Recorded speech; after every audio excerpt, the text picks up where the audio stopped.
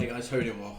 Billy from Ad Support here, and in this video, just because I've been asked about it a lot, about specifically how to track ads, how to know what to do next, essentially, and kind of make macro decisions on what the issue is and what to do next. So, essentially, this is a tracking sheet template that I will link in the description of the video for you to go and grab.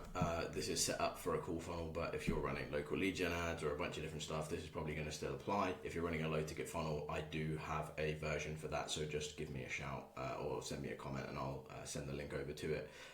So you can use that template, but essentially what you'll need to do as a first step is just set up your columns to align with what these are. I'll go into specifically what these columns are and how to use the sheet shortly.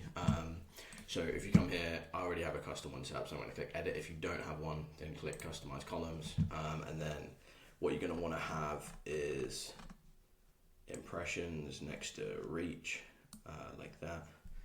As you probably like that. Cool. Frequency, you can drop that down here, and then we don't have it. So the next one is unique.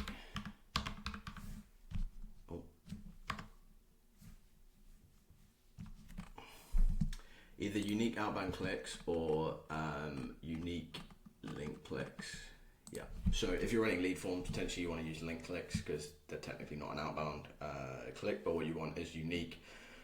Because that means that if someone clicks it twice, it's not counted. This is probably the most accurate assessment of what the CTR of your ads is, which is automatically calculated in the sheet. So do that, and then that's pretty much everything that we need. So yeah, these first ones are from the account. So ad spend, impressions, reach, unique outbound clicks, and then leads, calls booked, calls taken, clients, etc. Revenue, cash is going to be done on your backend tracking. So cool. What you basically do, so you should have, once you have it set on custom, what you need to do is just grab your ad spend for the day. So let's just pretend it's a different number. Let's do 252.69. Cool. Come to the impressions column here. You'll grab what the number is here. Let's say it's like 10,026. Cool. That's about right. And then your reach number, which will actually be lower. So that might be 8, 9. Cool. And then you're going to get unique outbound clicks if you're using a cool funnel. If you're using lead forms, then you're going to want to get the link. Oh, no, that's not it either. Yeah, so unique link clicks if you're using a lead form, unique outbound clicks if you're using a cool funnel. So for that, probably like 97. Yep, cool. And then leads, if you're using Hyros or something, you can grab that from there. If you're using Go High Level or whatever, I'd recommend that you track it from there. So this is holistically for all of your campaigns, all of your ad sets. This is going to give you a macro view.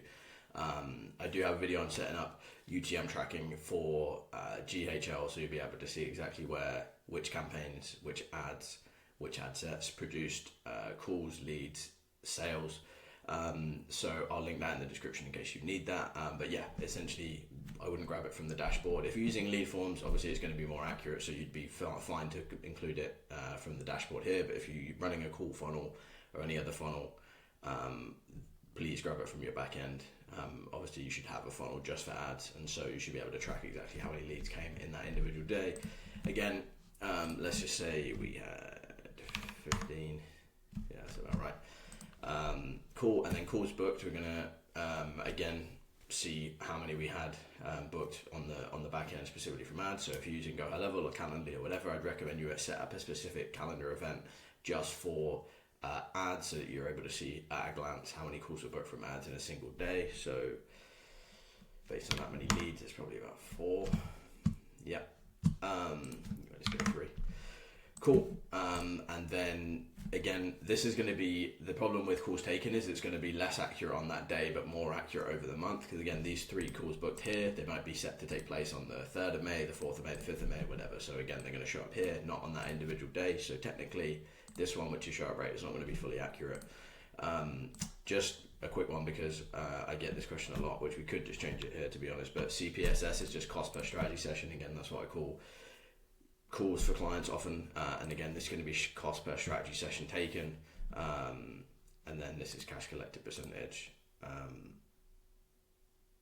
Anyway, that doesn't really matter. So again, let's say there was one call taken in this day from a previous day of put calls, and then again, if you had a sale on this day, you're going to put the cash that was collected initially. So let's say your product's 5k, you did a 1k payment plan, so 5 payments of 1k, you put 1,000 in there, 5,000 in the revenue, and then when the other cash comes in, you just put it obviously in the following month.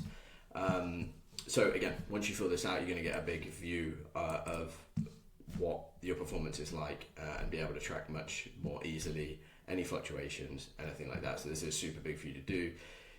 Doing things in the dashboard makes it pretty difficult to see what is the big issue and what is the thing that you should be focusing on. So I'm just going to come to a sheet here that's just, it's real data, but the client's name's been removed. So this is Google, but the same would apply for Facebook. Obviously the numbers are going to be slightly different. You'll see the CPM is much lower here than it is on Facebook, so that's slightly different. So yeah, if you were looking at this, what I'd be really looking at as far as the issue here, like the landing page conversion rate is super low, especially if this was on Facebook. Even if it's a lead form conversion rate, this would be super low.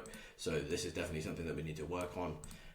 Probably the same with the lead to call rate here. So I've called this VSL conversion rate. I've changed the wording now. It's call it lead to call rate because email contributes to this. If you have setters reaching out or a call center that's reaching out to the leads to get them booked in for a call, that's all going to contribute to it. So it's not fair to say that the VSL is the driving all of the performance here. But again, if we look at the totals at the bottom, 13.85% is probably on the low side. We'd want to be closer to 20%. Lead to call rate. So that's what's super helpful about this sheet. If I get my big head out of the way, you can see not just the weekly totals here, but also the totals for the month as well. So you can see if you have a bad few days, because again, you can see weekends are always been pretty bad for this account. So 3 days where the cost per call was super high, but overall for the month we ended at 195. So again, gives me a bit of confidence that it's just a blip and it's fine. I don't need to turn everything off and relaunch it, etc. So cool. So coming back to this, I'm just going to explain all of the columns. I did it kind of slightly there, but obviously ad spend's pretty simple. What I will do and recommend that you do is don't change it for the total, but I always like to have the accurate ad spend number, so I change that to 2 decimal places. Impressions, again, is how many times your ad showed up for people. So again, the reason it's higher than reach is because potentially the same ad or one of your ads was shown to multiple people, so that's not going to count. Reach is basically how many unique people saw one of your ads, so that's what that is.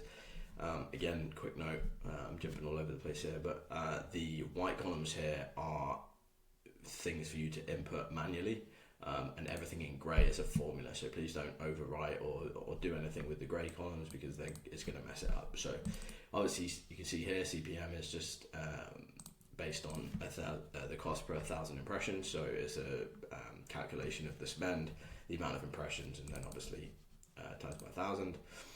Unique outbound clicks, so if you're using a landing page versus lead forms, this is going to be the amount of unique people that clicked just the call to action button on your ad and went elsewhere. Again, a lot of questions I get are about the difference between CTR all and then the link click-through rate, for example. So CTR all is going to count every single click on your ad. So there's people that click to share it, people that comment, click the see more button to actually view more copy. If it's an image, people that click the image to expand it and look at it.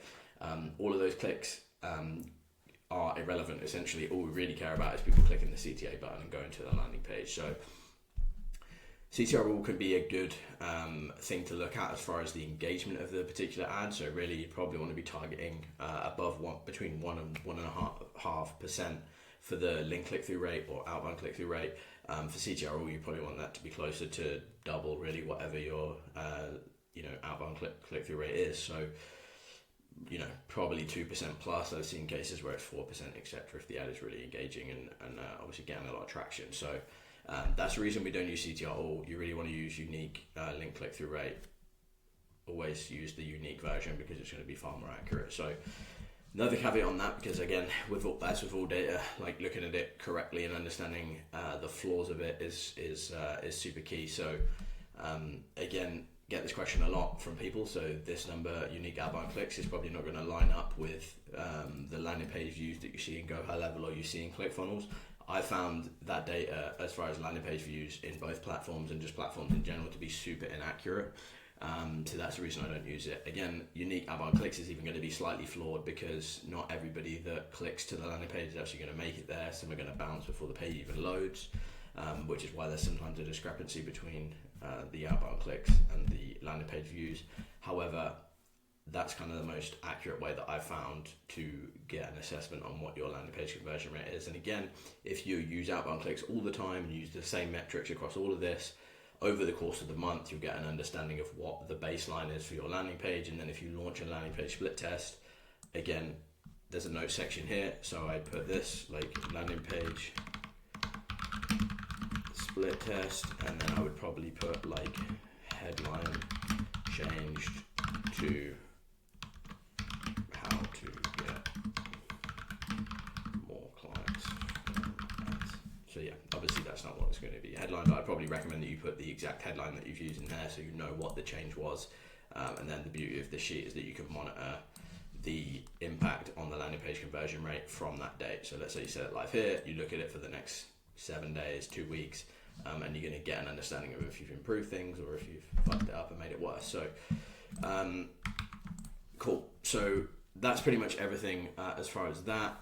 So cost per click as well is a formula here. So as long as you use the correct clicks, that's going to be accurate as well. Again, spend, clicks divided by spend, or spend divided by clicks, sorry. Leads, again, something you're going to manually input. So if you're using a VSL call funnel, then that's pretty self-explanatory if you haven't opted on there. If not, then you could just track, if you're using an application funnel or you're running straight to a VSL page, you could just track applications versus bookings and just change the title of this. One thing to note actually about using this sheet is that these are all callbacks to the dashboard page, which again shows you the monthly data that you can look at in here. So if you want to change this from leads to applications, do it in the dashboard sheet, and then it will change it for every single month following that. So you only change it in one place and it's fixed everywhere. Landing page conversion rate, pretty self-explanatory. Leads divided by clicks, so you can understand how many of the people that are clicking on your ad are actually converting into leads. Again, cost per lead, self-explanatory. Amount of calls booked, simple. Again, VSL conversion rate or lead to call rate. So this is how many of the people that became a lead ended up booking a call. Again, VSL is going to be part of that for the direct bookings, but you're going to have to take into account the performance of your email marketing, the performance of any setting team that you have, and remarketing campaigns, whatever it is. So there's a lot of things that contribute to that just outside of the VSL. So again, look at those things too. The next is the cost per strategy session. Pretty simple. How much it's costing you to get a call booked, and then call taken. So this is going to be the show up rate, and basically this, like I said, will not be accurate on an individual day, but over the course of the month, it will be far more accurate. And obviously, the more you fill this out and the more you have consecutive months, the more accurate it's going to get. And then it's also going to give you your cost per strategy session taken. So what you really want your show up rate to average out over the month is probably 50 to 60%, obviously closer to 60%. Again, this is for cold ads. If you're running just warm traffic or organic and tracking it with this sheet, then you probably want to be closer to 70, 80% for those warm calls. Again, it's going to depend on your offer if you're B2C, B2B, whatever it is, but it's good to track your cost per strategy session taken. So again, if you implement any changes as far as show up rate, you'll be able to see it reflected in this sheet, understand your